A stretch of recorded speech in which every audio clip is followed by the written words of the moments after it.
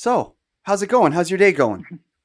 It's going good. It's been I got a haircut and I left with my hair wet and freaked out because for a minute I thought I wasn't gonna like it, and then it dried and I liked it. So Oh yeah. No, I need a haircut so too. I don't normally oh let my really hair good. get this long.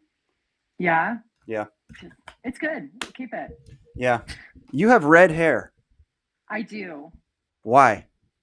Why? It's not natural, so everyone can just like get over any Oh, disappointment they feel about that. Yeah. oh, fair Um, enough. So you're not a real it's ginger. I'm not. No, I'm not a natural redhead, but I'm definitely a natural at being a redhead. Hmm.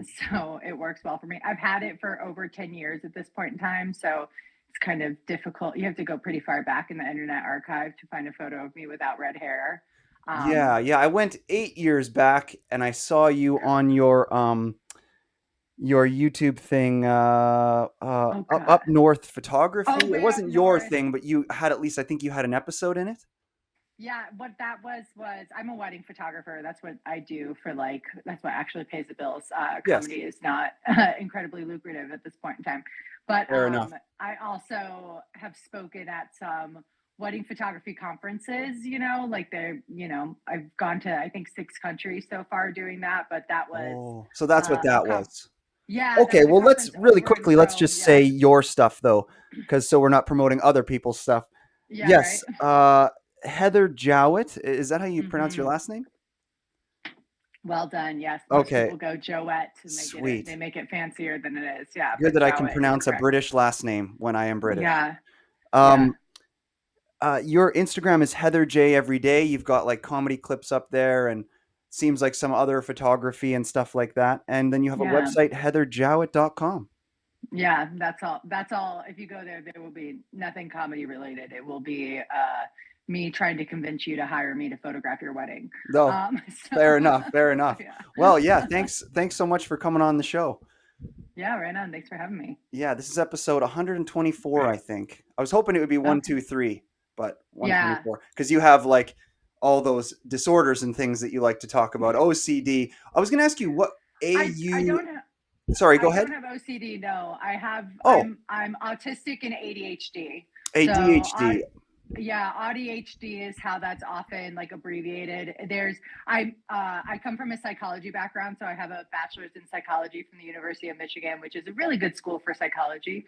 And so the autism and ADHD are incredibly comorbid, meaning they show up in the same person quite often. So I think it's something like maybe a 70% comorbidity rate. So if you're autistic, you likely could be ADHD or vice Yeah. versa. And please fact check me on those Kind of because like I being am obese not good. and getting COVID. Yeah. Well, I think anyone could have gotten COVID, but dying of COVID, Oh, yes. yeah, sorry, dying. That was what I meant to say. See, I Yeah. fucked it up. That's why I'm not fucking stand up. You had to go just a little bit darker. Yeah. So, Yes, a little darker. Psychology. Wow. I guess that's why yeah. you're so diagnosed. I know. I thought I heard one of your I, clips on Instagram. I didn't go through it I have intense, but I medical thought one of the OCD, clips which you is were just, saying that you were yeah. OCD. Yeah, not medical OCDs, which basically just means I have like a little touch of hypochondria. So Yeah, medical OCD. I see. Oh, yeah. It's hypochondriac. just like Yeah, it's just like it's basically the same thing as hypochondria. I don't yeah, know why they yeah. they I every feel now and like again things get a rebrand. yeah, fair enough. I feel though like you were kind of just making a shtick joke there. Like, do you actually have that pretty severely? I regularly, if we're going to define it as intrusive thoughts that are related to like a fear of something being wrong with your health, I definitely have periods of time in my life Oh, where fair enough. I really that's like a real that. So, yeah. like, because, I feel like you can get into the character stuff and start making jokes about stuff that's not entirely not real. But, like, Yeah. I really respect, and this is why I like Jordan Jensen so much. I Hmm. really respect comedians that actually they make jokes about themselves that are real. You know what I'm Yeah. saying? Um I Authenticity. I really admire Mike Birbiglia for anyone who likes him. And one of the things that he says all the time is like something along the lines of like, if you're not telling secrets, then what's the point? And Yeah. so I think that's one of the things that's so incredible about stand up is you can take something that maybe would be a secret, something that you would feel shame about, like, worrying that the pain in your ribs is lung cancer for 3 months and then getting an x-ray and finding out, no, no, no, you're fine. I did find out that I am skinny enough to only need to be on one of the x-ray panels instead of two. So that was a great thing to find out. Nice. Paid a couple $100 for that, for the privilege of finding that out, but did not, uh, just some regular old rib inflammation. But anyways, but I think there's something really powerful about being able to take stand up and take something that maybe makes you a little bit embarrassed or makes you weird or different and just make light of it, because we all have those things. Like For sure. if anyone is pretending like they don't have some sort of neuroses existing inside of here, then honestly I probably don't want to have dinner with that Yeah, person. don't Sounds trust pretty. that person. Yeah. Yeah. I have some things like that too where I judge people by like small things like I don't judge a guy who doesn't wear hats or like what else? I can't think of any other ones right now. So Mhm. so you said you had some rib inflammation that you thought was Yeah. lung cancer? Is that what you said? Yeah, it's I knew that it was probably, they call it costochondritis. It's just literally inflammation in the connective tissue in your rib. Another thing that's really common among people who are autistic is weird things with their connective tissue. Like I can pop my knuckles off of, or my tendons off of my knuckles, and there's just like a lot of, we're just like scratching the surface in terms of like research and really understanding, what it means to be autistic. But yeah, I literally just had this pain in my rib for maybe like a month and a half, and my doctor's like, it's costochondritis, that's like really common. And especially like white women in your age range, it can be really common for them to develop it or whatever. Plus I smoke weed, so I'm like coughing maybe Oh, more than the average person. of And so course. Me too. yeah. I have the same fucking problem. Yeah. I cough so much. Like I was worried that I had like I don't know what it was, COPD or something like that. Yeah. What's that called again? Yeah, I Yeah, thought I I had think that's, that. yeah. So Make yourself some mullein tea. That's I'm I'm oh yeah, making herbal tea to help your lungs. I But would. I just don't drink many hot beverages. Like I feel like mm, that would benefit me a lot to have tea more. But then like I yeah. just drink beer. I got to find a way to like warm up beer maybe and like just drink it warm. Like maybe that'll be the I think, solution. I don't know. That sounds very European. Yeah. Okay, Yeah. well, but yeah, I thought podcast with you would be really fun.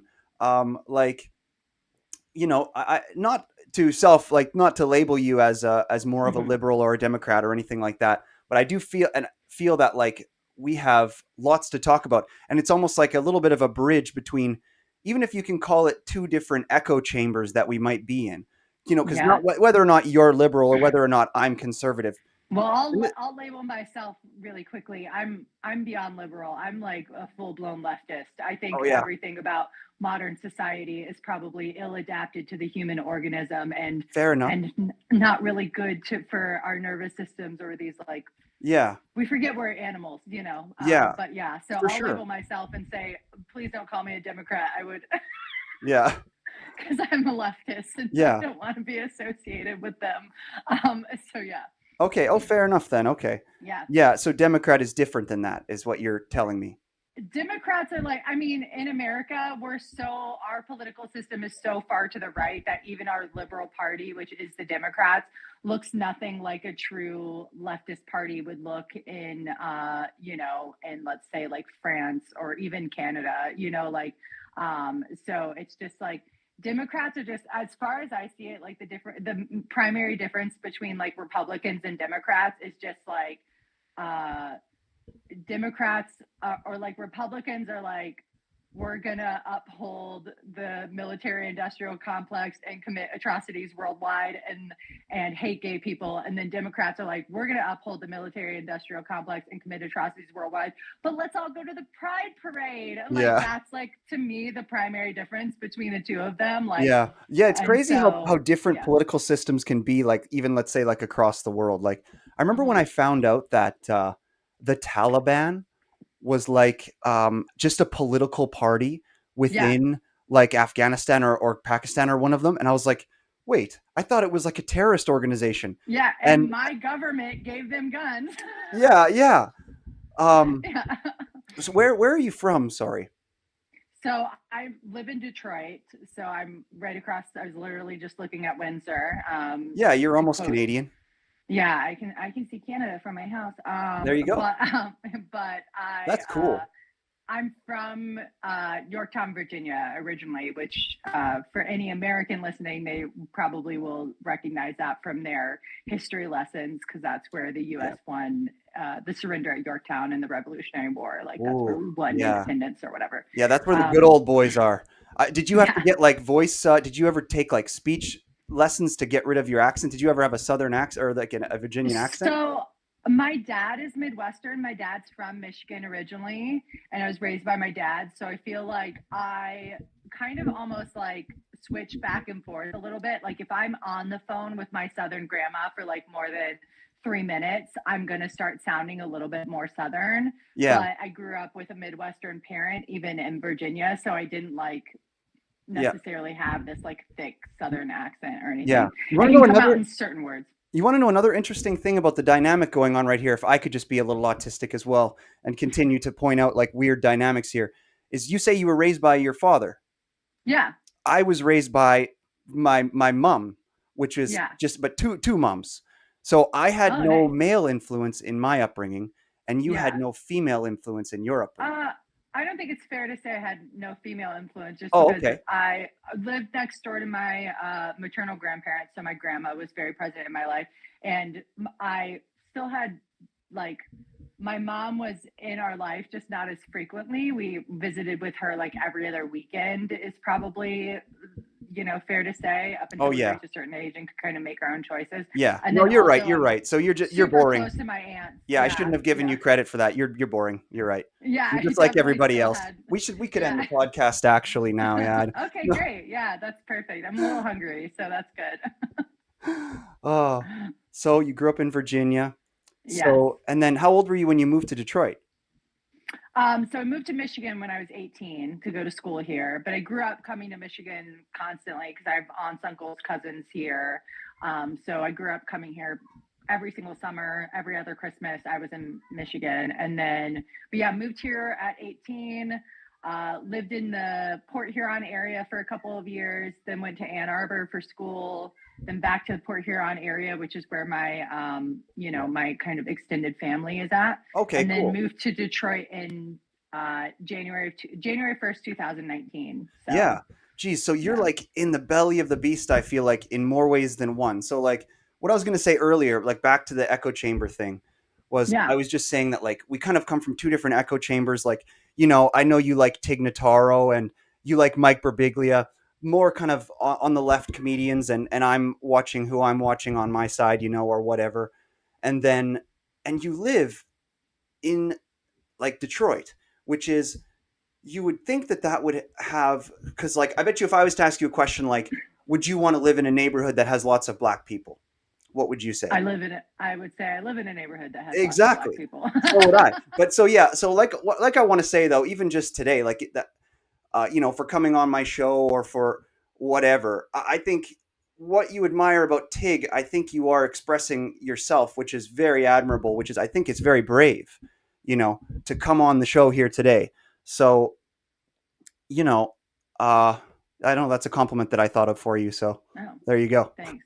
I mean, no one's holding a gun to my head to podcast, so I don't feel particularly brave right now, Yeah.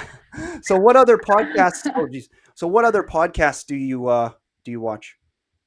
I mean, I'm such a comedy nerd that so many of my podcasts are just like that I like to listen to, or like inside baseball comedy stuff where people are talking about process. It's funny because like I don't even think of like Mike Birbiglia or Tig Notaro as like particularly liberal comedians because they're not doing like political comedy to me at all.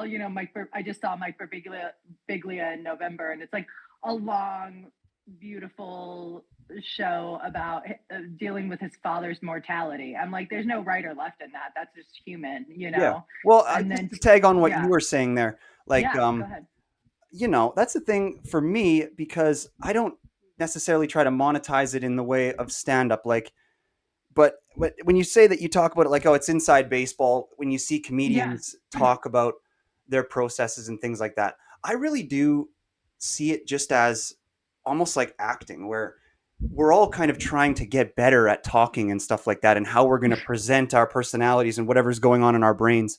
So at the end of the day, the inside baseball part of that, I believe, to just be like what a person should be looking for if they're looking to train their personality to be like a kind of a better person or a more interesting Mm, person or whatever. You know what I'm saying? So, I think you're yeah. pigeonholing yourself a little bit. I'm more just mean I like listening to podcasts that are about the process of making comedy. Oh, okay. Yeah, But I that's what I mean, meant I by see, like, like, that's what I'm trying to yeah. say though, that I see like life as that, you know, Oh, I I really see. Yeah. do. Because every Yeah. time we interact with people, we want them, theoretically, we want them to like us, you know, and that is Yeah. fundamentally what comedy is, you know? So, Yeah. Oh, yeah, for sure. I mean, comedy is literally just uh, uh, trying to not even necessarily like win people to your perspective, but win people to the idea that you are a person with that perspective. I have like a real rule in kind of like my if I'm going to do some more like political stuff or topical things, which a lot of times is like political, my goal is always that like if I talk through the joke with my dad, who could not be more opposite than me politically, like he's, Trump supporter, all that sort of stuff, but like if I'm going to talk through the joke with him, I want it to make him laugh too, and for him to find it funny even though we're so far apart, because you know i just I just find that to be probably, to me, like comedy can be bridge building and yeah. can be Well, like that's, winning yeah. people to your perspective and stuff. Yeah. Yeah. Not just can be, I think it ought to be, you know? Yeah. I mean, and that is what I will say to that too about your comedy from what I've seen so far, is it does feel very neutral, which is good. Yeah. So both sides can like it, you know? Yeah. I will still like take, I'll take my shots occasionally. Like one of my jokes that I love that I'm doing right now is, how it's really important if you're a leftist or more liberal to remember that the only real war is class war. And, like it or not, the average Trump supporter is probably your comrade in the class war. And it's just really important to remember that because that's what makes us better than them. And so I love playing into that. If I'm going to make a joke at the expense of Trump supporters in that way, I'm also going to play into that stereotype of liberals think they're so much better than everyone else. They, Yeah. they think their shit doesn't stink. And so, but at the end of the day, I really do, when it comes to like a deep philosophical, like who I am in my heart, like I see all of us, like so many of us as victims of kind of like, especially here in America, and it's true in a lot of places. Definitely, there are places in the developing world where this is even more so the truth. But I essentially just see us all like victims of an oligarchy, essentially made up of people who have a hoarding disorder that drives them to acquire wealth at a level that just doesn't make sense. Like we need to start investigating this. And that show Hoarders, where they like go in and like clear out the piss filled bottles from people's houses. Like we need to do that with billionaires with the money. Like, I'm sorry, Jeff, you don't need this much. You really don't. I promise you, you're going to be okay without it. Yeah. Like Yeah. they just need a hug. We'll We need to still send like we'll someone. still see you as special, Jeff, if you Yeah, don't I have promise. to We'll like give a you $1 trillion.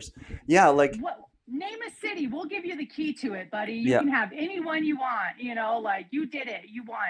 Yeah. Yeah. But I love that his ex-wife has become the most philanthropic person I think on planet Earth, because she just has been, like, she obviously made out pretty well when they split because she had done a lot to support Amazon, and Yeah. she's just giving that shit away as fast as she can, and I admire her so much for that, because I can't imagine having that much money and not instantly wanting to do whatever I could to solve the suffering of the world. And that's what makes women better than men. But yeah. For sure.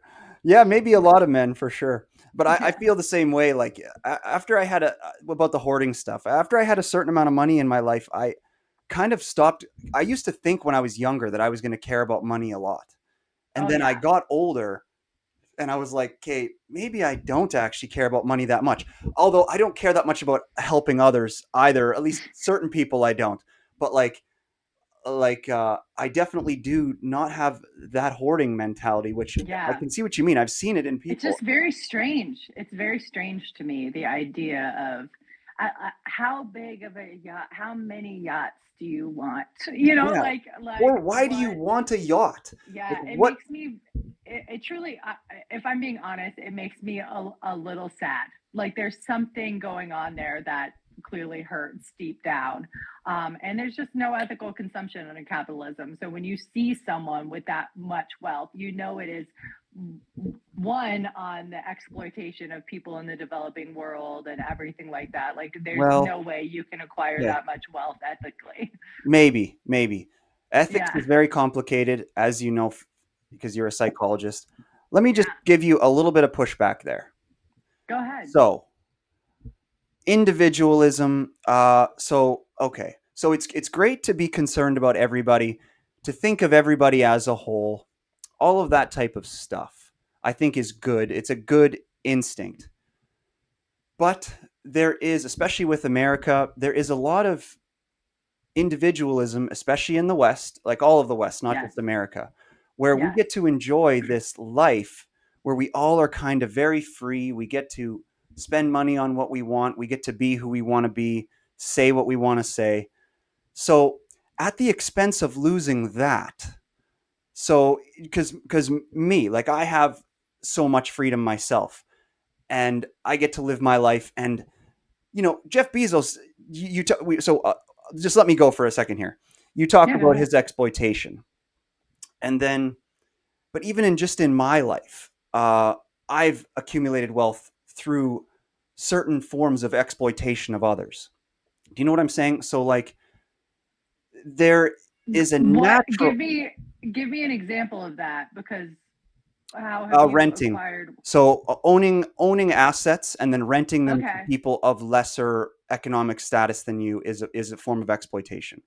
yeah. Some people would say that it's just landlords are just extracting wealth from the working class. Yeah, Exactly. So yeah, you think about that.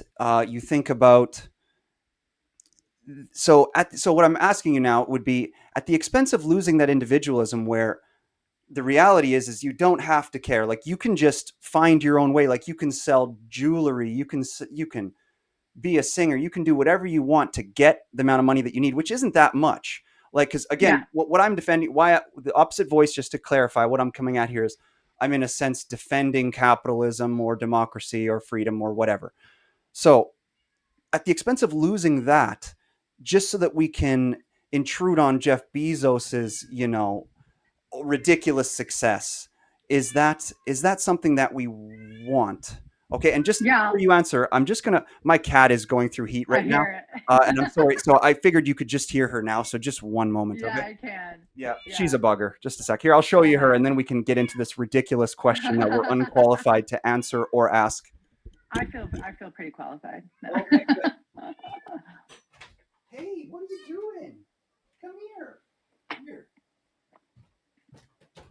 Let's show her that you're cute so she doesn't get mad, and then I'm putting you somewhere else in the house. Okay, great. This is Oh, Jibble. This is a Sphinx it's cat. They look kind yeah. of crazy. I But heard they can get sunburned, so I feel really related to them. oh yeah, but I would never let Yeah, her outside. good. She's too I heard valuable. they just like lay in the window until they have tan lines and they have little Yeah, wrinkles, and I'm like, that's pretty funny. yeah, maybe that too. Yeah. All right, one sec. Yeah. All right. Sorry about that. I had to bring her as far away in the house as I could get her because Yeah, there's no no worries. way to quiet them down. You just kind of got to put them as far away as possible when they're in the heat stage. Sorry, but yeah, I'll edit that You whole can, delay out. I hope it was yeah, a good little voice break. you can just let him get laid. No, I'm just kidding. No doubt. So, so here's one thing I'll say, just to hopefully hit your points in order. When people bring up things like, "Oh, we're so free in the West," and some of that comes at a cost. I'm always curious to know how much that person has traveled because I've done a fair amount of travel, and I wouldn't say that living in America, land of the free, home of the brave, or whatever. I wouldn't say that I necessarily have felt less free in other places that I've traveled to. Lots of countries enjoy freedom of speech. Lots of even in like just all throughout the world, these things are not owned or monopolized by the West. Another thing I'll say is I don't think you're a person who's making their money by exploiting the working class. Now, if you were to tell me right now, I actually own one of those huge hedge funds that owns 5,000 rental properties and is driving up the costs in major metropolitan areas and is leaving things. If you were to tell me that's how you've made your money, I would be like, yeah, you are a leech on the working class, and the guillotine is made for you. But an individual who owns a couple homes, who's renting them out to tenants, and assuming you're being a good landlord, you're keeping those properties in good condition, you're communicating with your tenants in a way that's respectful, you're being a good landlord. I see individual landlords as more something that provides service to a certain extent, because Yeah. truthfully, not everyone wants to be a homeowner. Cool. There I are like to see going it to as be that as well. I like to see yeah, it as that as exactly. well, that I'm helping out Yeah. that. And what I will say is, I hope it didn't just fall out of my head. Here's the weed No, thing go for ahead. you. It's just tough though, because in terms of the that's because we're not talking in absolutes here. We can't, or we're just missing the point. So if we're talking in ratios, at the end of the day, and this becomes the discussion we're having about democracy too. Oh, we're back. Sorry, hold on. Yeah, I just lost you for Hold a on. second there. Am I back? Someone Yep. was trying to call me. I probably would have been smart to put my phone on D&D, but Yeah. whatever. No worries. No worries. Um. What was I saying? I remember the word absolutes. Oh yeah, yeah. So, because I believe, just like Jeff Bezos believes, if he believes he's being ethical, I believe that I am doing everything that you just listed in my business practices. You know what I'm saying? But over, let's say we're kind of pretending we're speaking Are hypothetically. you really quickly? I just want to be clear. Are you trying to make an equivalency between yourself and Jeff Bezos? Because that just might be like a bridge too far for me. Because when I talk about like him exploiting a working class, I mean like literally like factory workers in the developing world, who are like being exposed to toxic chemicals every day that will cut their lives short. I'm talking about I don't think I can't like Have you been to South it's too America? nonsense of a comparison for me to be like, yeah, landlord Well, in Canada but is yeah, so but it's a similar. simple. It's meant to be a simple comparison to model a principle that we're talking about. So, like, my What's question the to you would be: principle? have I you think been to I South America? have I been to South America. I've been to Mexico a bunch. I've been to Mexico. Costa Rica. Okay. Been to places like that. Yeah. Like, I've been to Guatemala. I've been to a few other places in South America. You talk about the factories as if they're more dangerous than everyday life for these people, but like they burn toxic things in the streets in Guatemala. There's children walking around on the streets crying. Nobody cares. There's grandmas carrying logs up hills because that's what they've done for their little farmstead, so on and so forth, for their whole life. Yeah, I think you're right to notice that like because many of these countries, these aren't countries that were left on their own to thrive and develop as they would. These were Oh, so it's countries our that fault. are we I actually don't know what kind of podcast this is. Is this like a highly political podcast where you're going to want to like get in a back and forth where we're almost like debating about things? um are you uncomfortable? I'm not uncomfortable. It's just not something that like I'm a stand-up comedian. I thought we were going to get up here to like talk about comedy. I thought this was a comedy podcast, to be honest. I'm not like uh I'm not interested in debating like deeply held beliefs, and I also don't feel like I don't feel like I want to sit here on a podcast and break down like the long held, multifaceted, very complex consequences of what happens in developing nations when they've dealt with the consequences of wealth extraction through colonialism. What happens to them when things like my own government comes in there and topples leaders that they've rightfully elected, because that's something that America participates in all the time. We like go in there. We in South America, we hold up these military coups. We interfere all the time. Like, I don't. I just don't. It's not. I'm not a news commentator. Like, I'm a stand-up comedian from Detroit. This isn't like my vibe. Okay. All right. I mean, Maybe I should have watched some more. I didn't. Truthfully, I didn't even watch an episode of this podcast beforehand. I just assumed, since you found me through stand-up comedy, that it was related to that. If I'd known this was like a politics podcast, I would have been like, oh, I'm literally a court jester. It's not my job to be like, I'm I'm like, I can't remember which comedian. I think it's Bill Burr, where he was like talking about these big issues. He's like, why are we asking comedians to speak on these things? Like, hey, let's see what the clowns think. Like, yeah, well, you I know, thought when he said that, that was pretty disingenuous because he has been doing commentary like that for a very long time. yes, but there's a real big difference between doing material that you've worked and workshopped and everything like that, and then being asked in the spur of the moment to like speak to a Hey, I really agree that complex, it's different. big I thing. agree that Yeah, it's different. yeah. I would say So that I that is don't know that definitely the it's difference between disingenuous.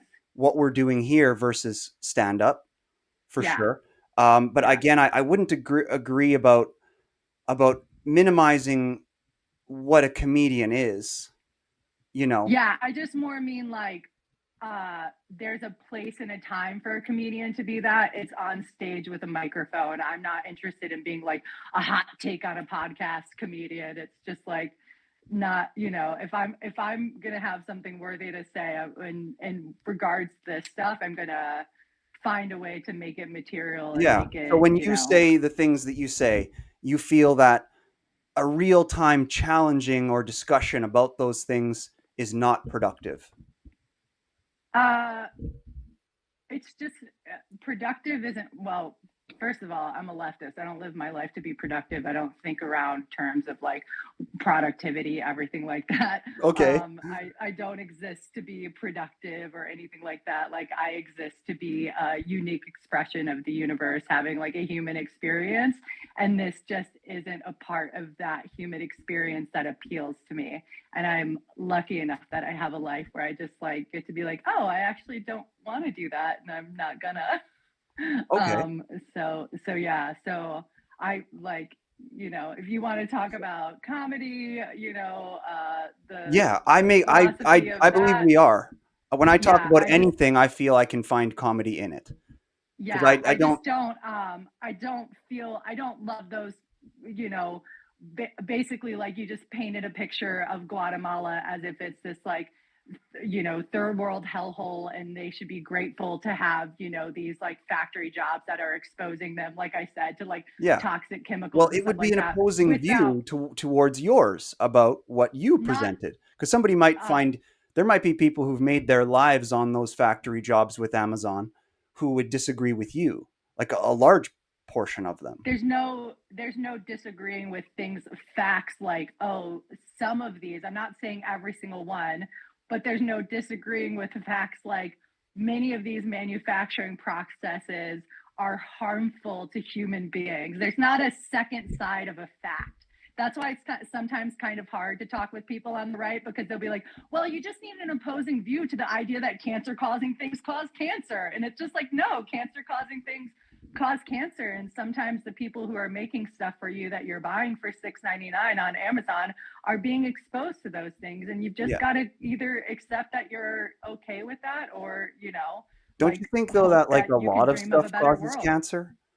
Like Sure. everything causes cancer. I mean, the sun will do it if Yeah. you got the right complexion, but it's more Yeah. just one of those things of, you are not being asked. You are very privileged and lucky to live and to be able to make money in a way that is not asking you to make terrible sacrifices to your health, your well-being, your family, your time, everything like that, and not to mention being compensated basically next to nothing for it. Like, let's not forget, there's a good reason why lots of these people try to come to other places where there's more opportunities, because they're Yeah. not being compensated. And so, like, Yeah. Because like you're in Guatemala, their dollar is worth 1/44th of what Yeah, our dollar is worth. yeah. So if they I just can, got back from Bali and it made me think about everything I own with a label that says like made in Indonesia. yeah, And, but at the same time, like I would argue that many of those places where I've been to,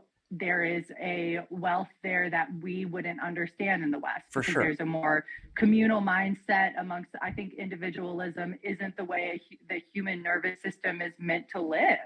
And Yeah, so, like, this idea that we hold up individualism as if our nervous systems were not crafted for co regulation is just kind of silly and counterintuitive to the organism that we are.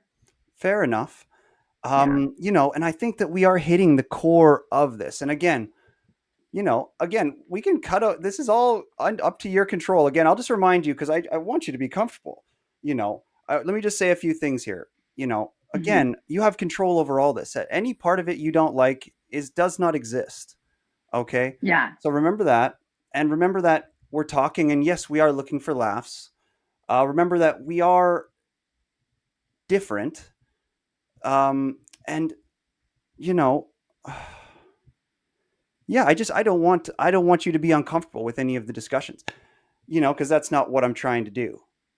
It's not that I'm uncomfortable. Like I'm actually pretty I think probably the way I've been speaking to these things show that they're not casually held. They're firmly and deeply held beliefs. It's not that I'm uncomfortable. It's that I'm, like I said, this isn't Okay, something that interests well, it fair doesn't enough. Fair enough. Well, it then let me just say my part here is, I would yeah. say that, and this is fundamental for what I believe you could see for leftists, if you want me to call you that, but it's ultimately a liberal principle, which is, fighting against what you could call the natural order of things, which would include hierarchies, which would include all of those types of things that would produce the things that Europe were expressing as being unethical or things that we should fix or not facilitate, whether they be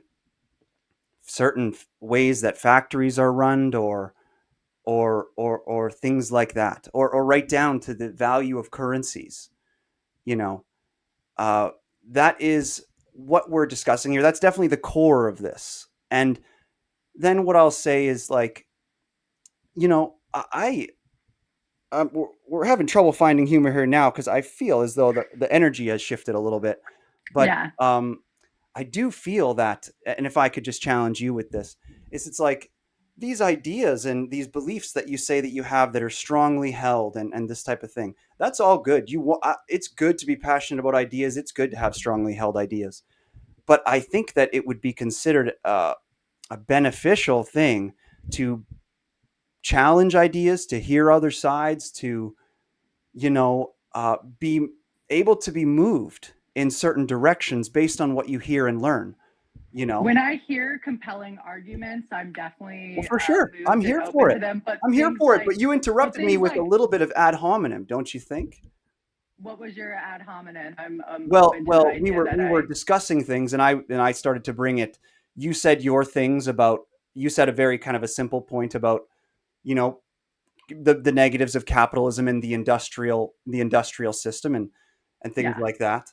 And then I came back to you and made a basic comment about, because you even referenced the traveling thing and being cultured and knowing other cultures and this type of stuff. And that's why I thought it would be a good point to bring back, where I would say, hey, like, Guatemala is pretty rough.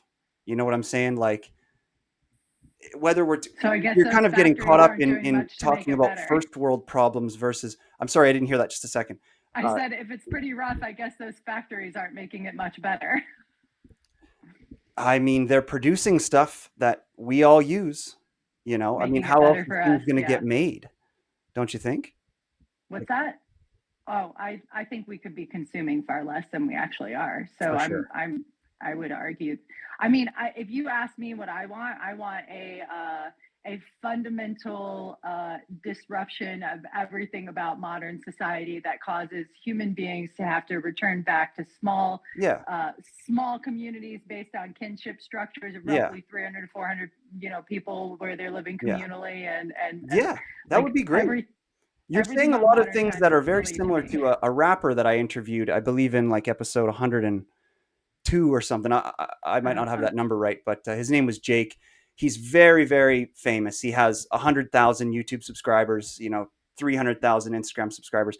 And he was saying a lot of the same things as you, to do with that we need to dismantle everything, and even down to my own close friends in, from engineering school or whatever. We all discuss this type of stuff frequently.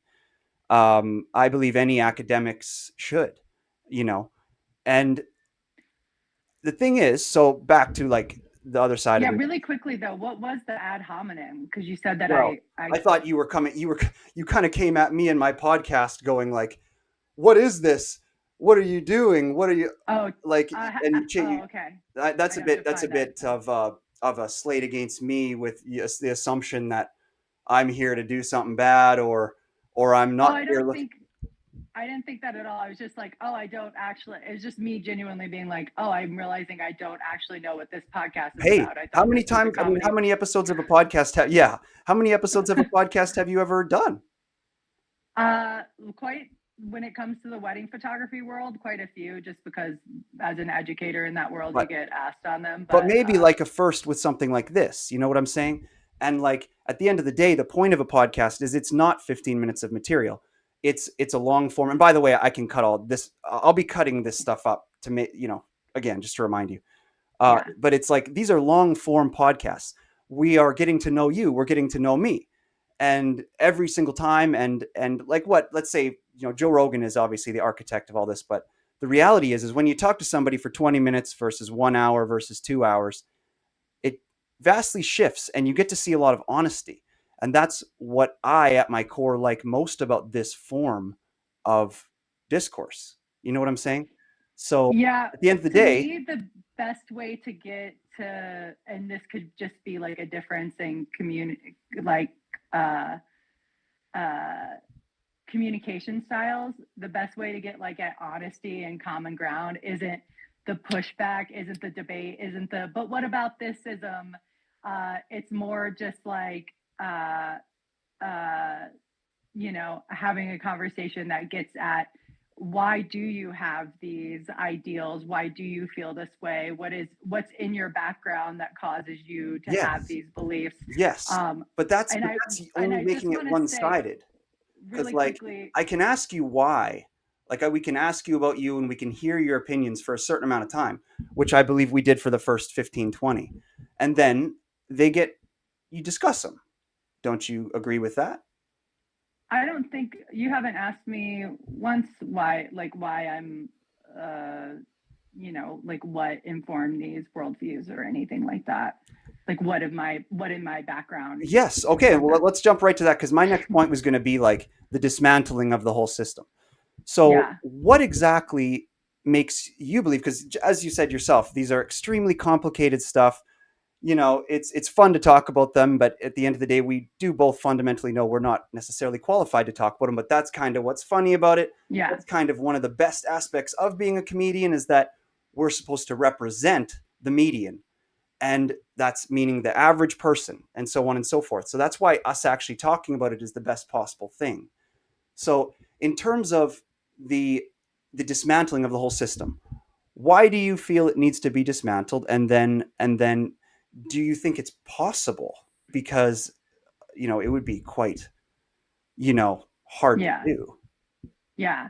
Uh, I want to say a couple of things really quick, just to touch back on one. You don't have to edit anything out. Like I'm comfortable and I stand by everything I said, and even like the awkward moments are fine by me. I don't Fuck care. yeah. It's Awesome. probably. I love I mean, that. maybe edit out the weird part where I'm like waiting for you to put your cat away and I'm Yeah. staring into the distance. Yeah.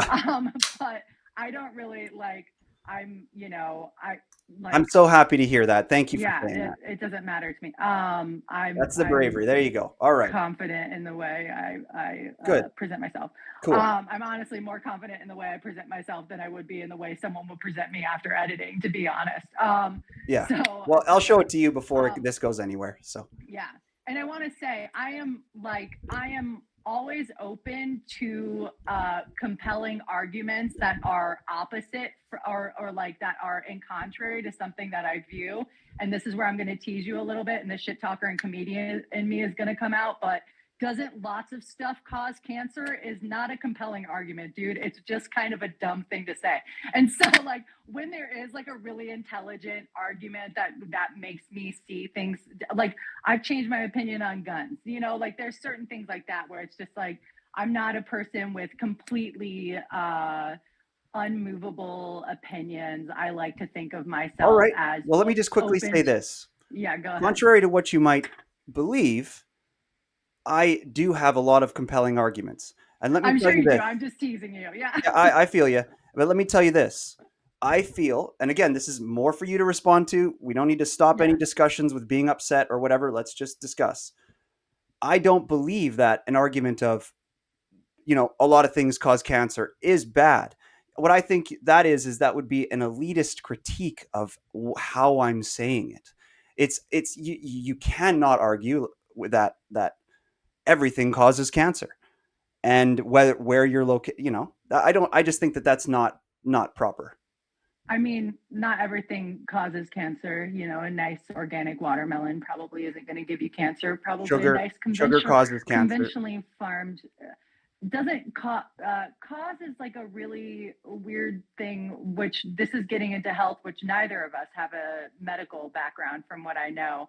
But it's not fair to be like X to, because lots of people eat sugar their entire life and never have cancer. So it's just like saying when ice cream sales go up, people are more likely to drown. Ice cream causes drowning. It's like, no, people eat ice cream in the summertime and they also swim in the summertime. So people drown in the summertime. Like Yeah, but correlation. 99% of people that work in factories benefit from it. They don't die of cancer Wait, 99% of people that work in factories benefit from it. and don't die Okay. of cancer. I can pull out a weird random number too and say 99% of people who like to paint their nails terracotta are bad bitches. But it's like, there's no, I know that you're not going to like pull out a random study that shows 99% of these people, because like we can't It's even just say common that for sense. like, yeah, it's like, if you're just judging benefit by receiving a wage, then yes, the people who work there, but also wage theft is the most prevalent kind of theft across the world. So even to say receiving a wage, like not all of these people are receiving the wages that were promised to them. You know, go ahead and do some research on wage theft if you want to feel absolutely and completely angry. Mm, But it's just like, it's like that's the trouble, is like some things sound good and like common sense, but just like when you zoom out and you view like the bigger web of what's actually happening when it comes to, unfortunately, like the exploitation and extraction of labor from people, it's, yeah, there's not as much common sense, so for yeah. sure. That's where the economy is so tough, because it's like, let's say you approach things maybe like how you do from like a kind of a purely ethical standpoint, and it's tough to ever I put To any. be clear, I don't even think of it as ethical. This is like spiritual to me. Like I'm a non-dualist, and so I don't see a separation between myself and the grandmother carrying logs in Guatemala that you mentioned earlier. Like, it's even to call it ethical isn't like quite the that my ethics in, aren't what inform my worldview. My spirituality informs my worldview, and then my worldview informs Yes, my ethics, for if that sure, makes and I can sense. see Yeah. that. But at the end of the day, you can't deny that that is, in a sense, illogical. Because in the side that there's a that is great, and saying that we're all connected, is that's all beautiful spiritual stuff.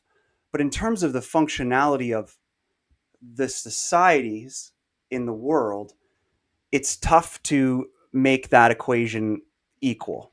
Yeah, I'm just not a person that puts logic on the highest pedestal it can possibly be put in. I'm not a materialist. I'm not Yeah, a me person either. who thinks logic is always and also logic is constantly shifting, constantly informed by our current understanding of how the world works. You know, it's informed by culture, it's informed by all these things. So to catapult, you know, logic as this idea that you can label something with the word logical and now we have to see it as some sort of universal truth just isn't true. Because there was a point in time when it was, to point to my own country, which I like to do, there was a point in time where it was completely logical to enslave massive numbers of African slaves here in America. You can make every logical argument for why that system needed to continue, every logical, and it was logical according to the time of that day. And I just wonder, when we fast forward, now we're roughly, you know, not even 200 years since the end of, you know, slavery. And when it ended, it didn't really end, but that's a whole nother story. But whatever, we're quite separated from that. So it just makes me question, 200 years from now, what are the things that you and I would go, yeah, that's completely logical, that our Yeah. progeny, whatever, would be like, what the fuck were they thinking? That was Yeah. obviously not the right way to, you know, because like I think, you know, to look back on, you know, to look back on like chattel slavery and stuff like that, I can't currently, as a person informed by, you know, being raised in the society I was formed in, I can't currently identify with the logical argument for it at the time. So For sure. anyways, Yeah. Well, let me try to put forward those arguments for you. yeah, Um, so we can agree, like what you were saying, questioning what our progeny is going to look for. You know, I think we can agree on a couple things. Let's agree on those things now. So, like, we both would agree that the end goal of any movement of anything going on in different groups of people, we want to limit suffering. yes, We want to limit death. Those are the two. I would say those are the two biggest ones, right? Suffering, death. We want to limit those. yeah. And then there's definitely arguments on both sides from the you know the spiritual side versus the logical side for us to come to these places of ensuring that the least amount of people suffer and the least amount of people die, you know. And there's certain times when either side is the best way to approach it. And you know, when it comes to, like, let's say, limiting that suffering, you would say that we need to dismantle everything and restart. I mean, that's my best idea. And yeah, and I'm not going to act like I'm smart enough to really be able to solve it. But yeah, it's like because I don't just think about human suffering, right? I think about the suffering of the earth, you know, our home. I think about the suffering of different species and stuff like that. I think it's, even when I think about, you know, since like some of this is like spiritually informed, I think about things like, you know, I live here in Detroit. We have a massive Middle Eastern and Muslim population in our neighbors in Dearborn, and we love them. And something that is readily available all around here is halal meat, and like an important part, which is the only kind of, if you're unaware, Muslims eat halal. It's very similar to eating kosher. In fact, if you're kosher, you can eat halal meat. They allow that too. But an important part of slaughtering in the halal process is like limiting the suffering as much as possible. The animals aren't allowed to see any other animal die.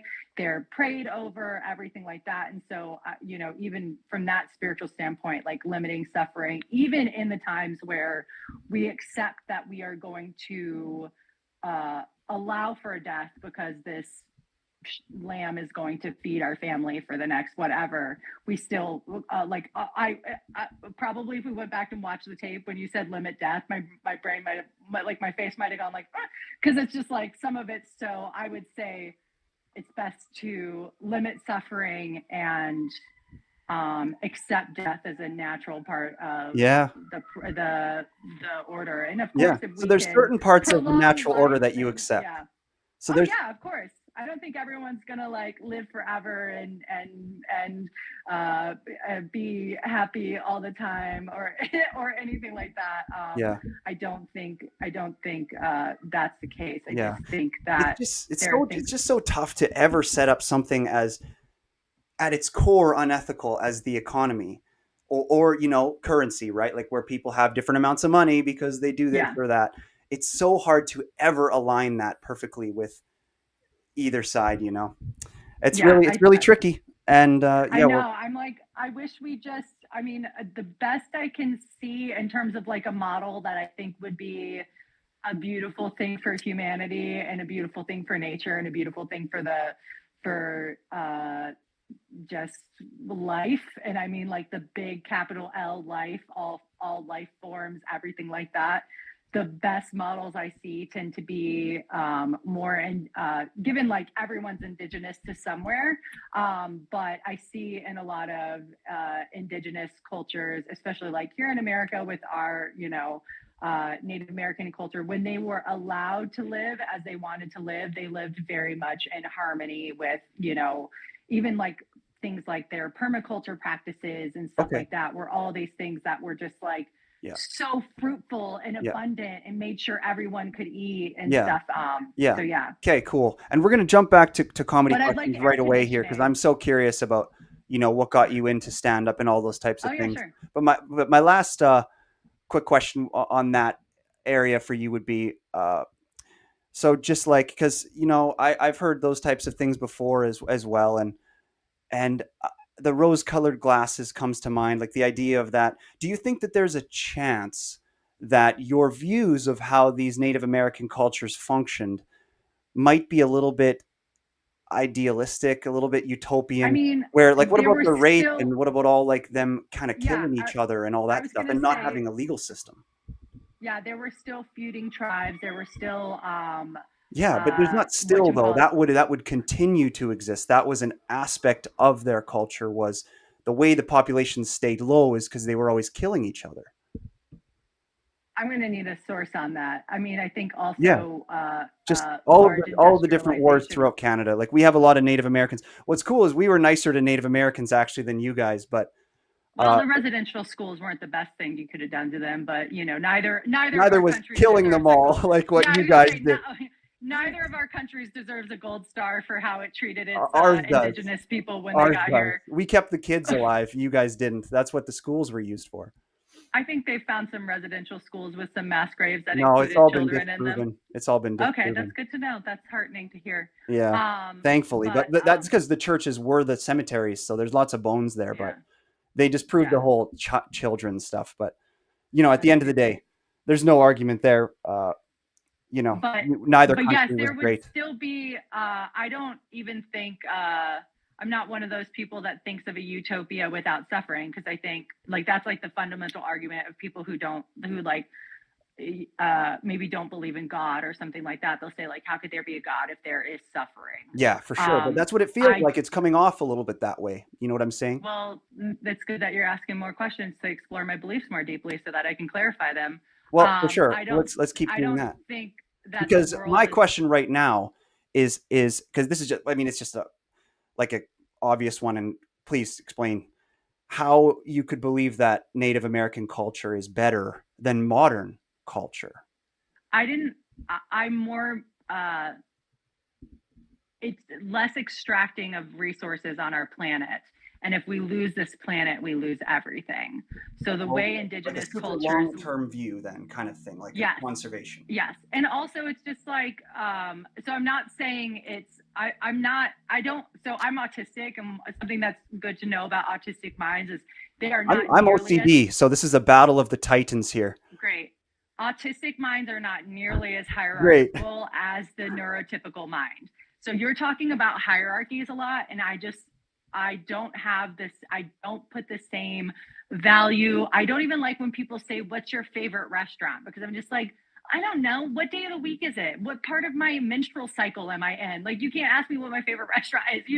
And so it's just like even saying one is better than the other, or this, that, or the other. It's just like what we are currently doing is not working. And I'm not arguing for a return to the way Native Americans uh, did things. I'm saying there is some inherent wisdom to the way they were living with the land, and to be like, well, they also raped and pillaged, so let's just throw the baby out with the bathwater is kind of silly, because there's just a lot we could learn from how they permacultured, how they cultivated, how they Yeah. did restorative and generative agriculture with the like buffalo, like all of those things help our planet, help us thrive. So to be like, oh well, they did this, so we got to discount all this wisdom that they had, Yeah. is just silly, because think of the modern wisdom that we have that people could easily discount, because women are still getting raped and murdered. Like femicide is still a huge thing. So Okay. it's like, like it's, Yeah. yeah. And I agree So with all that.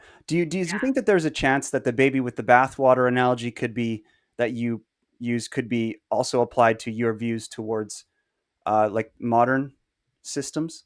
Like, do you I believe that the definitely, modern agriculture system is our attempt to create sustainable, farming, and maybe the system of the economy is meant to ensure that, like, let's say for one of the modern tribal societies, like you talk about, you got certain lazy people who don't do anything in their yeah, I'm societies, one of then them. that would be problems. Sorry, what did you say?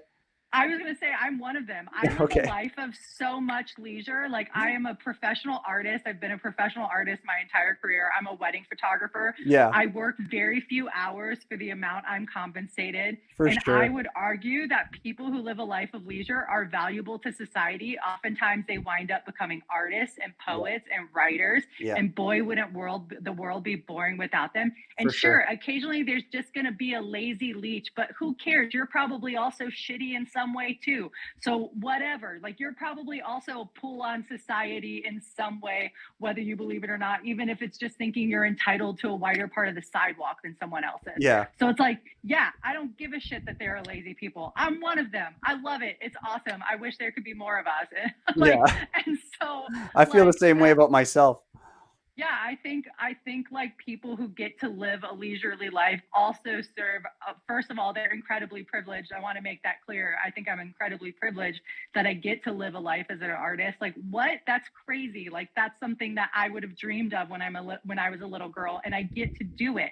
Like, that's so incredible. And I just refuse to believe that I don't have value to society because I'm not like out there busting ass 60 hours a week or whatever. Like, I'm Did still somebody bringing. who told you that you are of no value to society? Well, no, I was just saying, when you were like, oh, there's going to be like lazy people. It's like, yeah, Yeah, but it's awesome. again, it's Like, not an absolute. It yeah, can be held but on a scale, and money and stuff yeah. was And to be invented to clear, try to be a continuous measure of making sure that those people who are the laziest and not even producing art like you and able to have enough money from it, there's people who are lazier than that, and those people need to be put in a certain place in the system to make sure that they're the least weight on it as possible. And to me, that seems like a productive thing, don't you? Like, so that would be my argument for, let's say, the economy or whatever, not getting I think completely it's, deconstructed or thrown out like the baby with the bathwater. yeah. I mean, there are certain things about modern society that I would never want to get rid of. Like, we've Like what? made incredible medical advancements that obviously would not have been present 200 years ago. I would love it if we would put more research into Compliment more. a group that isn't a female dominated. Compliment one aspect of the modern society that isn't a female dominated industry. Wait, is the medical field female dominated? Good for us. Yeah, Okay, ladies. I didn't even know that we had turned the tide on that yeah, they definitely are one. not in the doctors So area, but basically, in you're like, majority of tell me something good men do. Is that what you're saying? no, I no, love what gay men have done for fashion. There you go. That's not something female. No, you said compliment something that's not something female that you like dominated. about modern society where the industry isn't female dominated. Okay. I think it's great to drive on roads and exist in beautiful buildings. And I would Construction. say That's the what I do. I'm majority, I'm a structural yeah, engineer, so you're yes, complimenting me directly. yeah. So there you go. Now let's hear you compliment something that predominantly women attribute. Education. I think Oh, the that's a good education one. system is really good. Um, Really? Is it good in Canada? Oh, I'm yeah. jealous. Oh, it's the not way good there? we okay, so this is to go back to like way back to like, what is my why do I feel the way I do, why am I, some would say, what radicalized you, even though I don't think that I'm a Yeah. radical, but But hey, whatever. but critiquing the education system is Yeah, is a Republican stance. So well, you're about to make Americans, Republican arguments. except I'm gonna make an argument that the Republicans would hate if we got rid of this thing, and this is their primary thing. But Okay, anyways, yeah. I was born in, so I'm went to high school in Yorktown, Virginia, but I was actually born in Hampton, Virginia. That's where I lived until I was 10 years old. It's a majority Black city, just like Detroit. I've lived in majority Black cities for, a good amount of my life.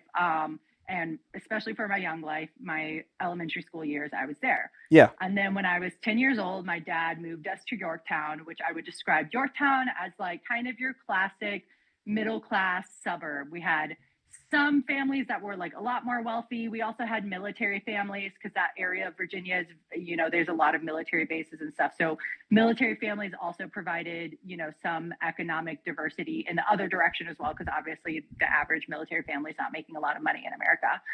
But for the most part, I would describe Yorktown as very middle class.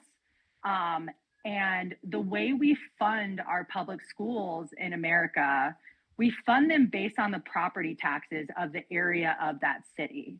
And so I moved from a relatively poor majority Black city to a relatively wealthy majority white suburb.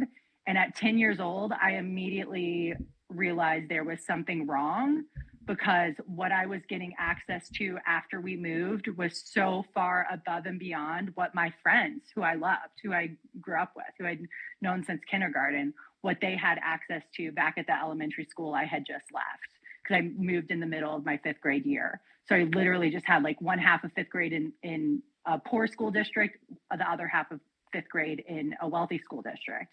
And I can tell you, as a kid who moved from one to the other, children in the wealthier school district were not more deserving of a better quality education.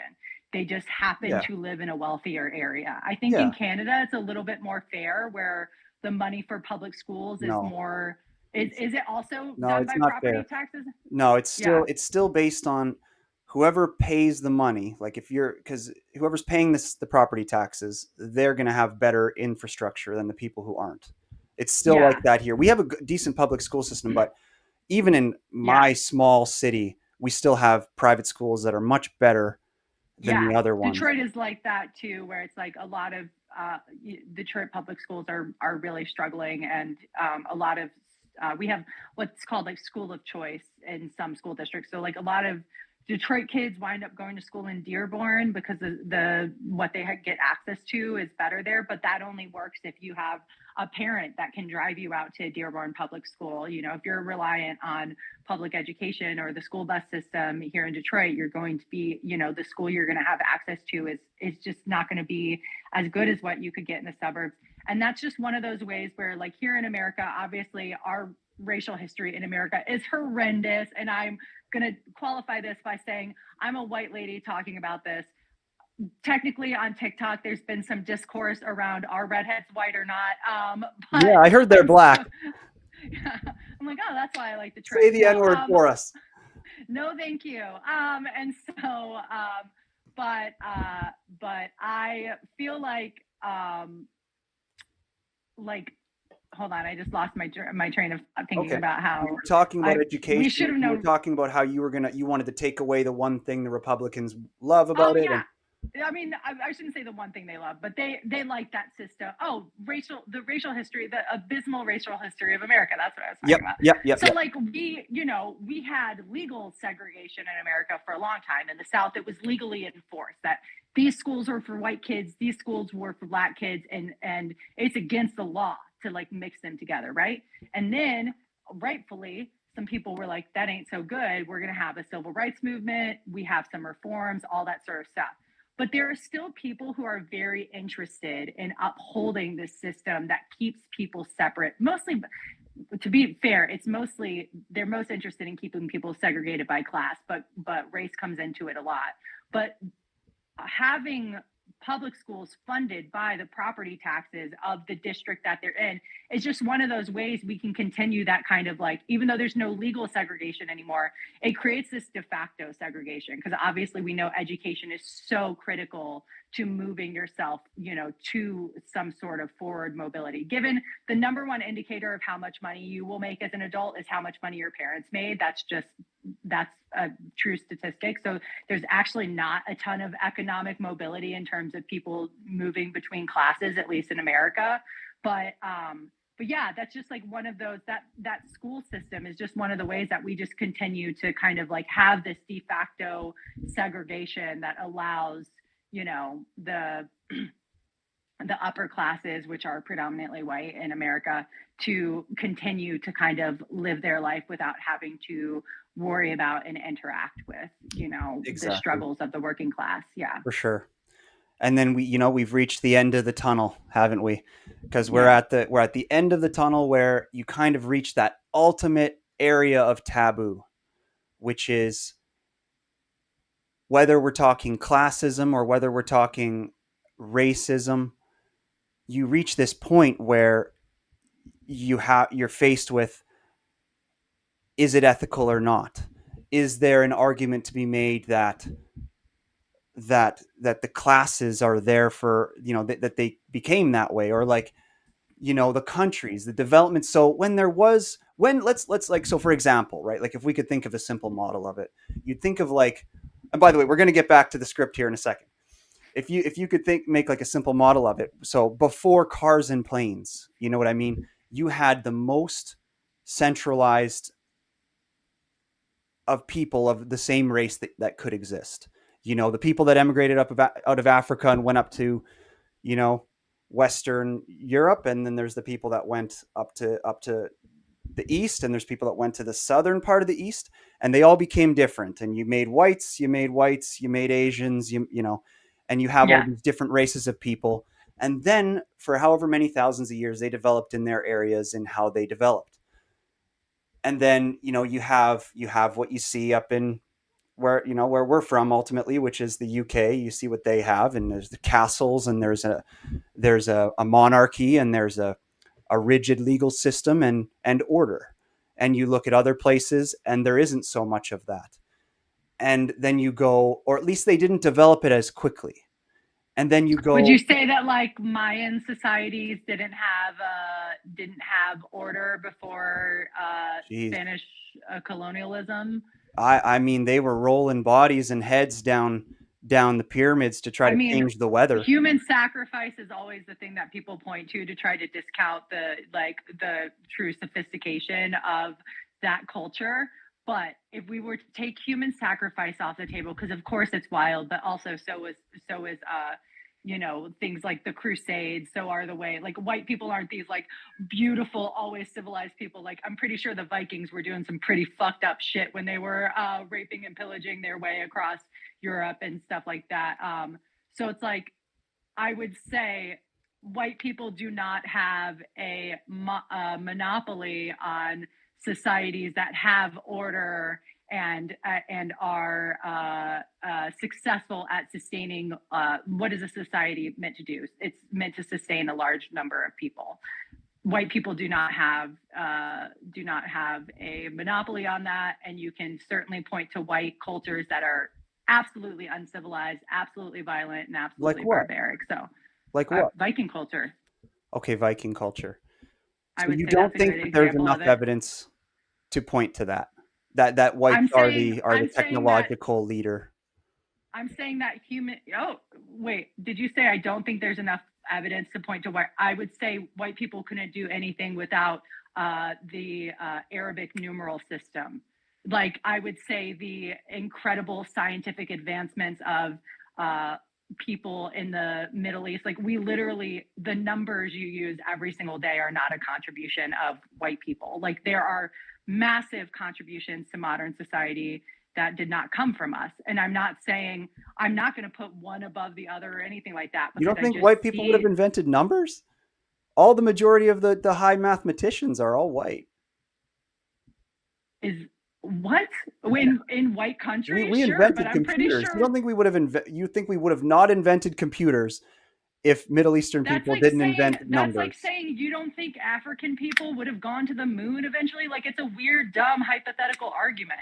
Well, We yeah, didn't it's invent about numbers. speed. It's about we speed at the didn't end of the day. we didn't invent numbers, and we wouldn't have invented computers without the contributions of those things. Also, there are mathematicians from like Africa and the Middle East are not these like barren wastelands with no universities and no scholarship and no intelligent people. Like there are, look at who is winning Nobel prizes. It's not always just white dudes. Like there are other people of other races making incredible contributions in But these there's still areas. slavery there, and they still What's oppress that? women there. Like in South We America still and oppress, Africa and Middle East, they still have slavery. They still oppress women.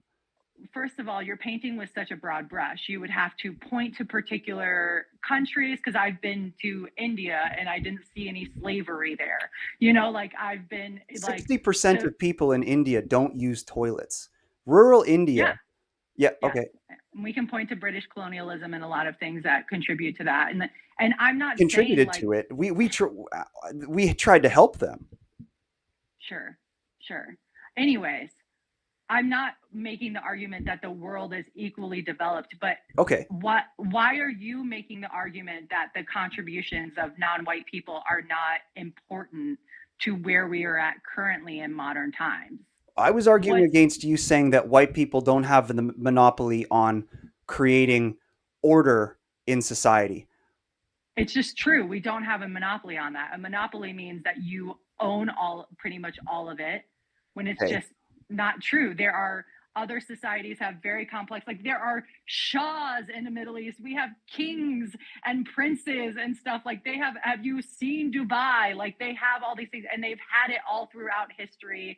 Like it might just be that you're not as aware of it, because of course you would be more interested in your own people's history and you've been to the UK and you've seen the castles and all that sort of stuff. But I've also been, like I've been to the Yucatan and I've seen pyramids that are created with Yeah. math that I can't even begin to understand, and I have incredible Trigonometry. correlation with the skies and things like that. Oh, I did take some trig. I did understand a little bit. That Yeah. I wouldn't want to try to understand at this phase of my life is probably a more accurate thing to say. Okay. But you were arguing But against oligarchies before, but these places all have kings and are oligarchies. I'm not, to be clear, I'm not saying it's a good thing. I'm just saying you're making the argument that white and Western culture inherently creates this order that is good. And I'm saying, if you're going to point to, you said kings and castles and stuff like that, like if those are the things you're pointing to that say order good, then we can find examples of that in non-white societies. Would you say Japan and like China, like we it almost makes like it almost, I'm just going to say, it almost sounds like you're making a white supremacist argument, which I would hate to believe that that's what you're doing. Okay. Because I would hate to believe that I found myself on a podcast that's making that argument. I would hate that too. Yeah. Uh, but it is, you know, something that happens a lot to a lot of arguments on the right. Is immediately people get called white supremacist whenever we. But again, like I said, we're at the end of the tunnel here, where you end up at this place of is it ethical to even discuss a racial hierarchy, and it gets so squirrely so quickly. You know what I'm saying? And I think it's ethical to discuss one so long as you look at the evidence, global and historical yeah, context of evidence, creating those hierarchies. Like here in yes. America, we can say without a doubt there is a hierarchy where white people have the greatest concentration of wealth, the greatest concentration of opportunity, and stuff like that. But to say that's because there's something more inherent to white people that makes them able to extract this wealth and attract this wealth and get these opportunities, and not say, oh, wait, actually, the majority of people of color in America were locked out from these kinds of opportunities until, I don't know, the Well, 1960s. And many of them well, are still living in circumstances where they're still practically locked out of it. So it's in the like, West, you know, in the West, which and which yeah, isn't their country though. Like, what about in their own country? Because in their own country, they weren't locked out of anything.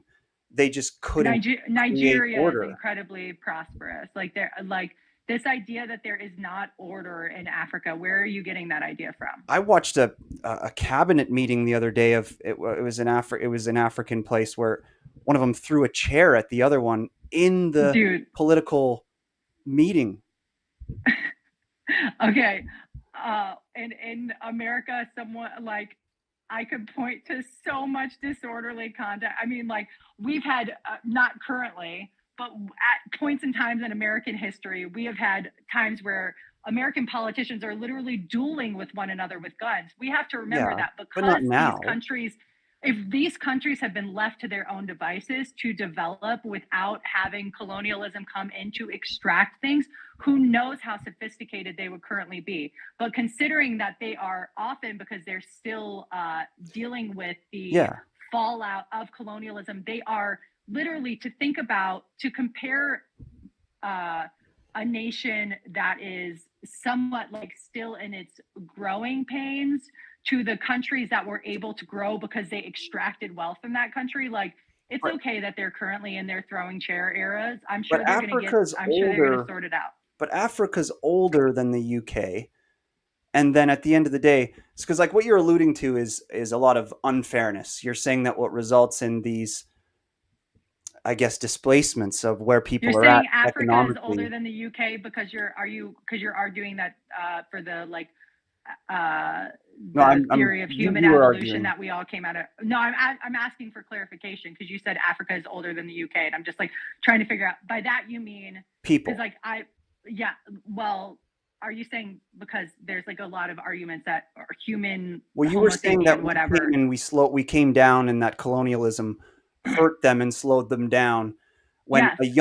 a younger civilization is making business deals or whatever you want to call it with an older civilization, shouldn't the older civilization have been able to kind of dictate? Like why did the other people dictate? Well, Why I did would we say a create the lot of it has to do unfairness? with a differences in value system. So there's Okay. a big difference between the individualist values that came up out of, and I don't know enough about British history to know why it's there, but I know enough to know that Western societies have developed a more individualist and extractionist kind of ethos versus other societies. And here's where I'm like, I'm just going to say, like, I'm not an expert in the history of the African continent, but I do know that often those societies are more collective and are more communal. So it could even be that they wouldn't even have the thought of, oh, these deals might be bad for us or something like that.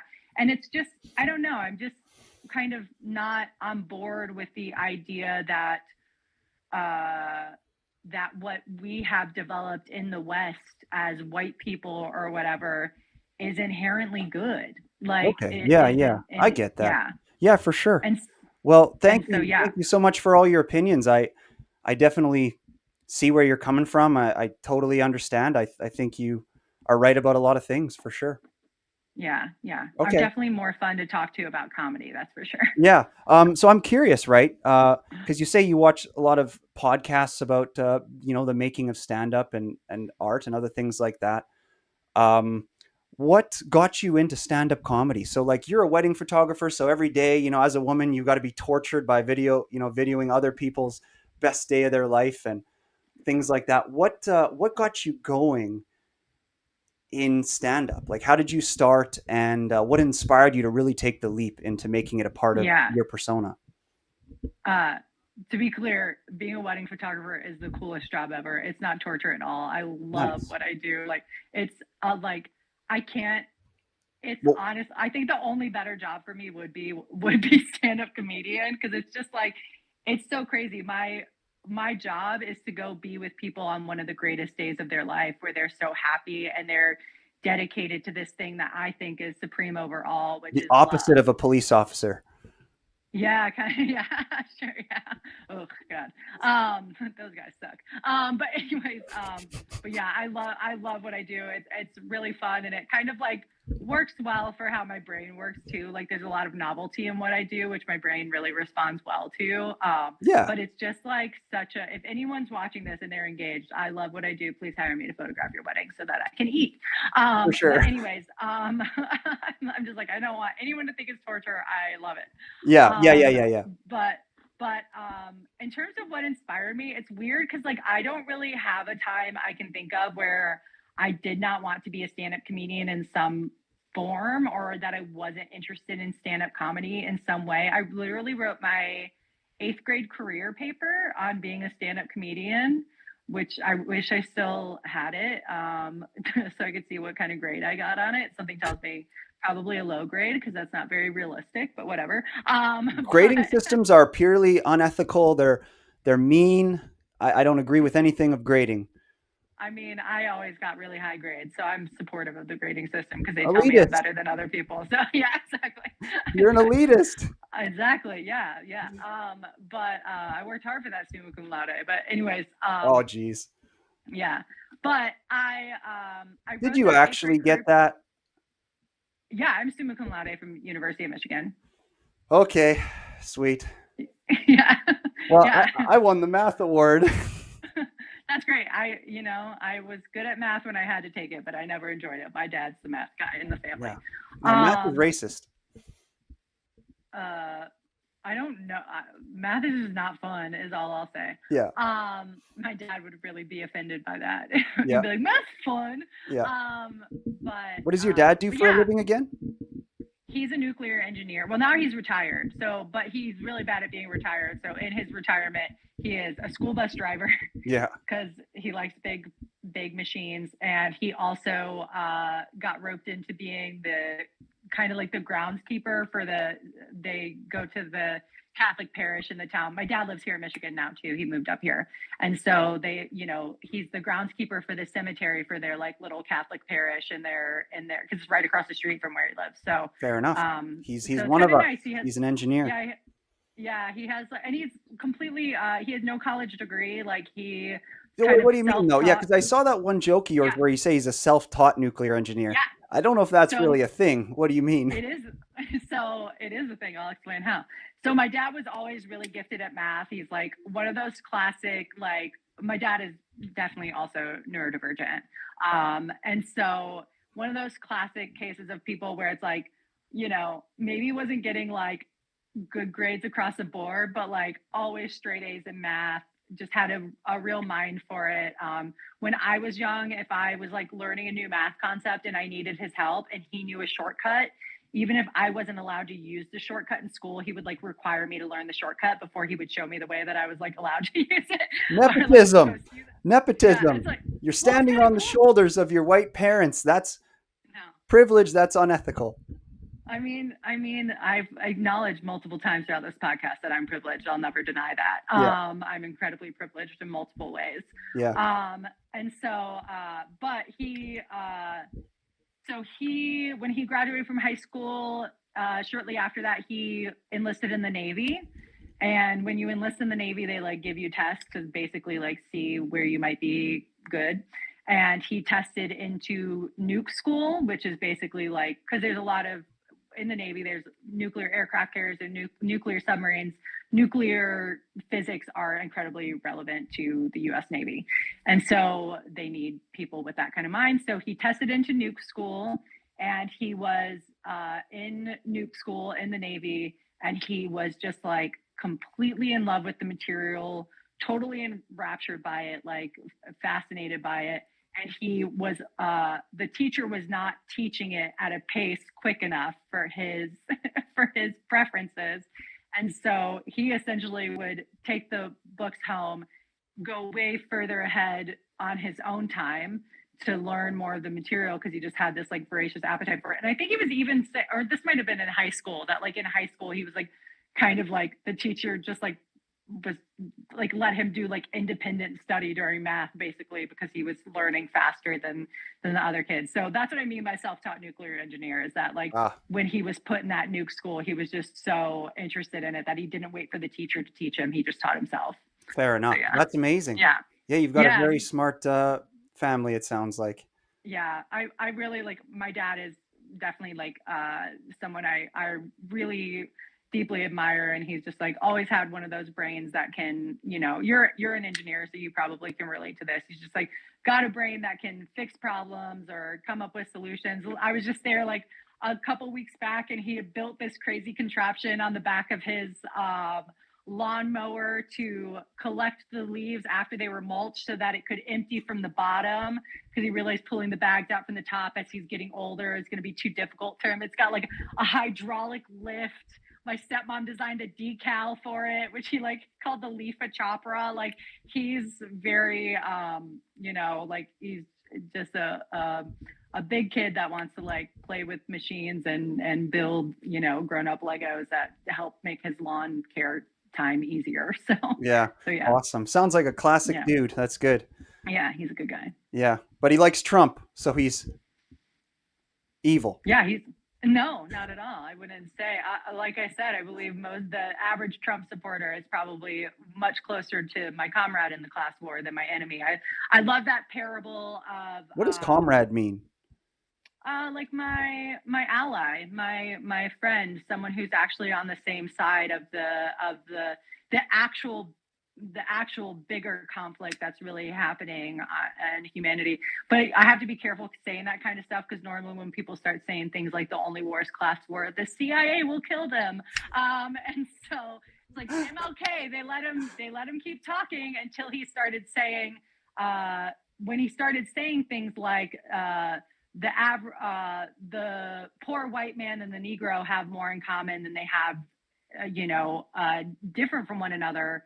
That was when they really started to watch him because that's what they never want you to realize is that it all comes back to class. But yeah, so I don't demonize these people in any way. Also, like I said, on a spiritual level, my father and I are a part of the same thing, and so I can't make him, I wouldn't make him evil for his beliefs. I would say that he's been a victim of some pretty bad information. Also, he's a baby boomer. There was like a lot of lead in the air and stuff when they were kids. We got to be kind to them. Their brains they were eating lead paint off the walls, so we can't get mad at them for their bad takes on things. Their brains Yeah. aren't as good. Oh yeah. Yeah. For sure. So yeah, but I would never, I am opposed to anything that paints with a broad brush, even if it's painting with a broad brush of people who are so ideologically opposed to me and maybe holding up things that I find absolutely abhorrent. And of course they are. Not Yeah. maybe, definitely are. Yeah. So But what does he like stand up? Because we were talking about what exactly got you into stand up. yeah, And what do you think that is?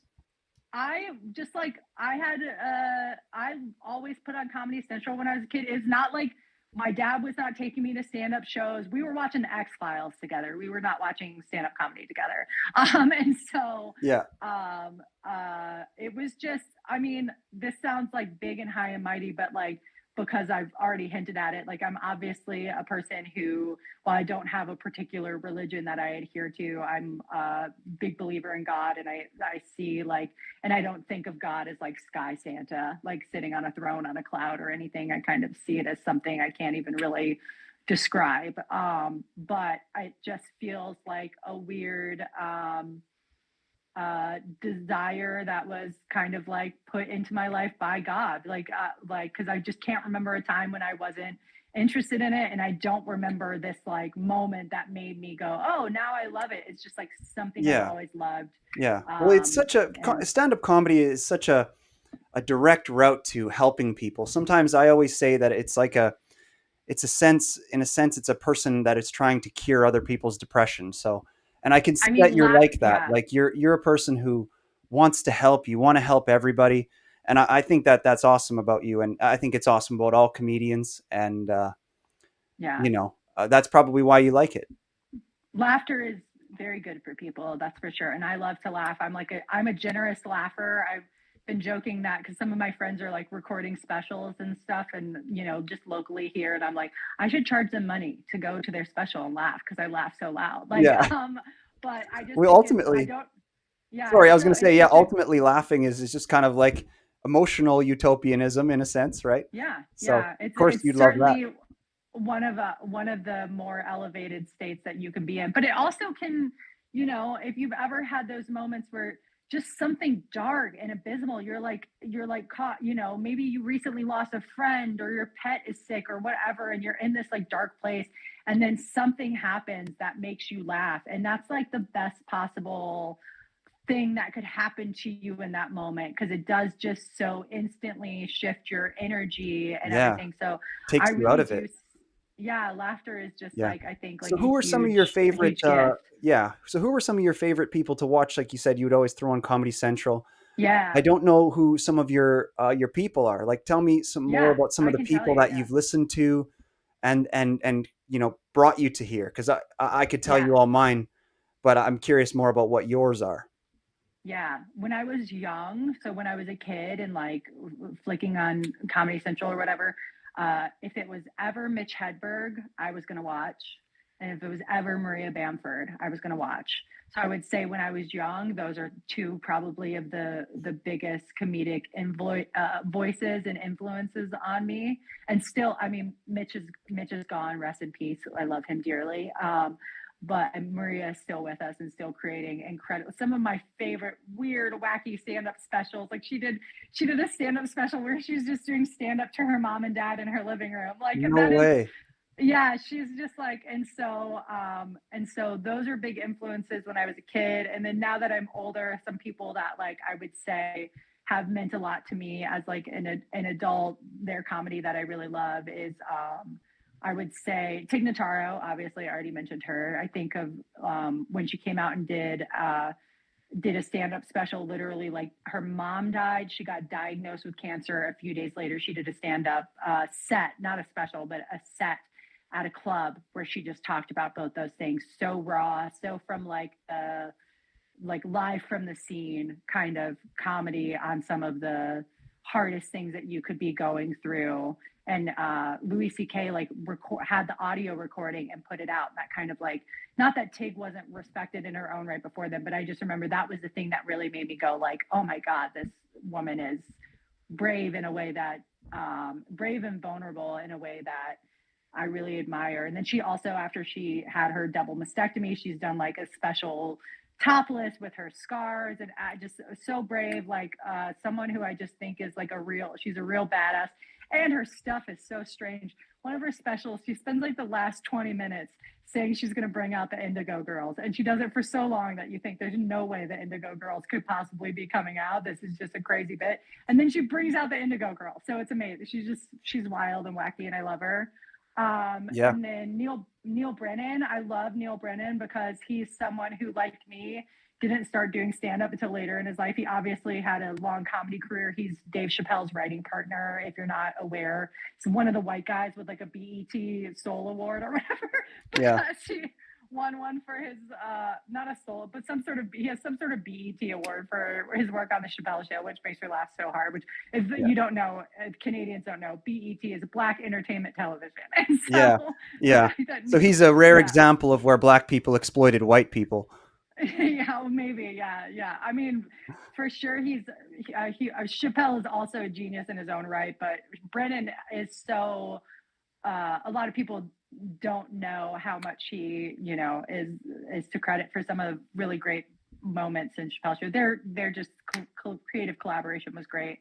But when he started doing stand up, he'd started a little bit later in his life, which, I'm 37 and I didn't start stand up until I was 36. I'd done like a good amount of public speaking before that, performance and stuff, but and improv comedy and whatever. But proper stand up didn't start until I was 36, right? Yeah. No, 35, sorry. And then So you've been doing it for and about 2 years. no, about a year and a half closer. My year Mm. birthday was in February, so not even a year and a half. Okay. Am I Okay. doing math right? Yeah. Yeah. I might Yeah. have been 36. I don't know how old Yeah. I That was. makes sense. Time doesn't really matter. Yeah. Um, but Yeah. but yeah, he So did a comedy. three. So I'm curious, a Yeah, comedian, go ahead. right? Because we've talked a lot today about like what a comedian is exactly and what their main goal should be. And at the beginning, you were talking a lot about how, you're just a court jester Yeah. and that's what a comedian is, right? But then yet you like Tig Notaro and you like her for all these other reasons outside of being purely objectively funny. Um, so is there any way that on the show here today we could get you to admit another comedian who's purely objectively funnier than Tig Notaro?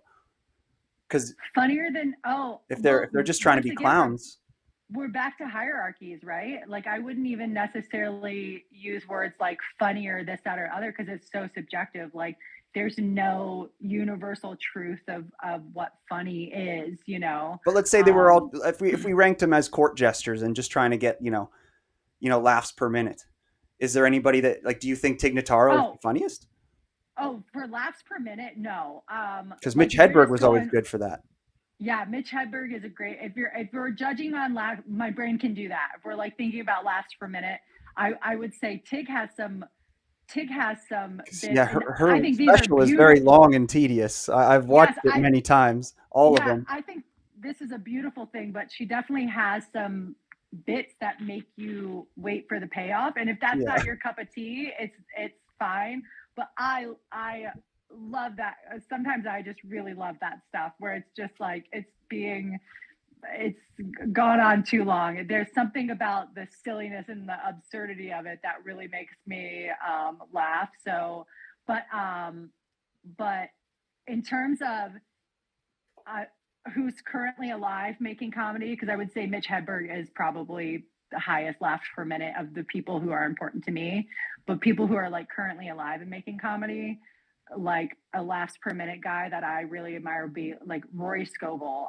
He's also in like he's on my Mount Rushmore of comedians for sure. I admire a lot of things about Rory, especially he does a lot of improvised stand up. So he'll just go up for an hour with no idea on what he's going to say, and it somehow will all become, so much of it will be funny and good. And but he's also just like makes me laugh really hard, makes me laugh often, and he's got a good like if John Mulaney is a little bit too turned up to 11 for you in terms of energy, I would say Rory is doing something a little bit more punk rock with that dial just turned down just a wee bit. fair enough. And so Yeah, just like yeah. what we did here today. So we're doing the same thing as him. So I Yeah. guess before I let you go, and I'll just thank you again for today. Today, I thought it was pretty good podcast. If you had to tell me what you hate most about Trump, if you could bring me over, if you could bring somebody over to your side as to Uh-huh. why they would hate Trump, what would you say? Ooh. Like what do I think is the most toxic quality of Trump and Trumpism? Is Yeah, that in kind of terms of like the being a question? president and whatever you Yeah. define a president as what they should be and do, why is Hmm. he a bad president?